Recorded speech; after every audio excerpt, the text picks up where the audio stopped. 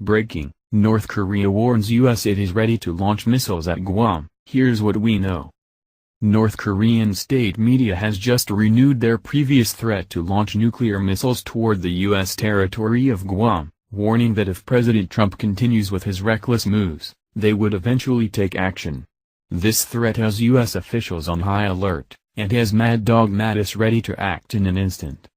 From July to September, North Korea launched 5 separate missile tests, including 2 intercontinental ballistic missiles.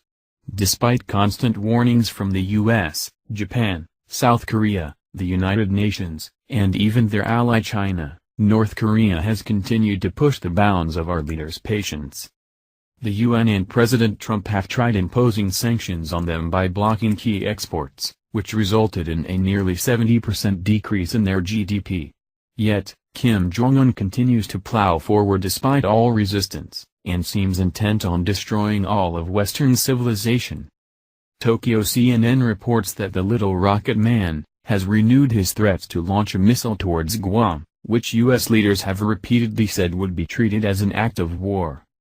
North Korean state media on Friday renewed a threat to launch missiles toward the U.S. territory of Guam, warning that reckless moves by the U.S. would compel Pyongyang to take action. North Korea first said it was examining a plan to target the Pacific island in August after U.S. President Donald Trump warned the isolated regime would face fire and fury like the world has never seen following the U.S. intelligence assessment that North Korea had produced a miniaturized nuclear warhead. We have already warned several times that we will take counteractions for self-defense, including a salvo of missiles into waters near the U.S. territory of Guam, the KCNA report quoted Kim Kwang-hak, a researcher at the Institute for American Studies of the North Korean Foreign Ministry, as saying. President Trump has recently sent a major warship over to the Korean peninsula, in anticipation of Kim Jong-un's psychotic war moves. Despite the United States' superior military on all levels, North Korea continues to threaten us with violence, however. These latest threats to nuke Guam come after weeks of rising tensions and bubbling tempers, as Trump and North Korea have exchanged a barrage of remarks towards one another via Twitter and other outlets.